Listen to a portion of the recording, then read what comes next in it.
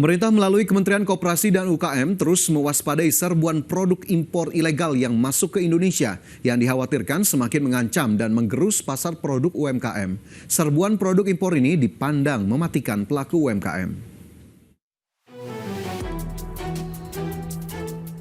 Pelaksana tugas atau PLT Deputi Bidang UKM Kementerian Koperasi dan UKM Temi Setia Permana menyebutkan, pihaknya terus memantau serbuan produk impor di tanah air.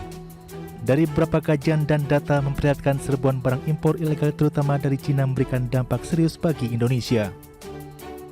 Temi mencatat pada 10 tahun lalu sektor industri pengolahan masih mencatatkan andil terhadap PDB Indonesia di atas 20% per tahun. Namun 5 tahun kemudian nilainya turun di bawah 20%. Tren ini baru 2 kali terjadi dalam 10 tahun terakhir.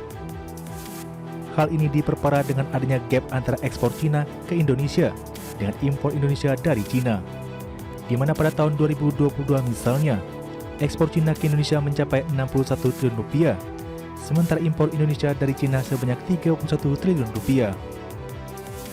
Jauhnya antara ekspor dan impor juga disebutkan Temi diperparah dengan adanya dugaan produk yang masuk secara ilegal dan tidak tercatat, khususnya di pakaian atau tekstil dan produk tekstil.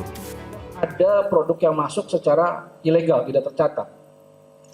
Dan ini kita lihat untuk beberapa pakaian ya. Ada di HS 6063 pakaian jadi. Ini yang kita sinyalir, ini akan mendistorsi pasar sebetulnya. Banyaknya barang yang masuk tanpa tercatat, tanpa bea masuk dan lain-lain, ini menjadi harganya sangat murah sekali. Dan ini otomatis mendistorsi harga di pasar. Impor ilegal berpotensi menyebabkan kehilangan serapan 67.000 tenaga kerja dengan total pendapatan karyawan 2 triliun rupiah per tahun, serta kehilangan potensi PDB multisektor TPT sebesar 11 triliun rupiah per tahun.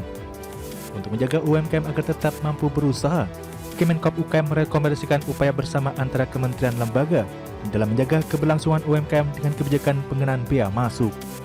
Dari Jakarta, Ade Firmansyah, IDX Channel.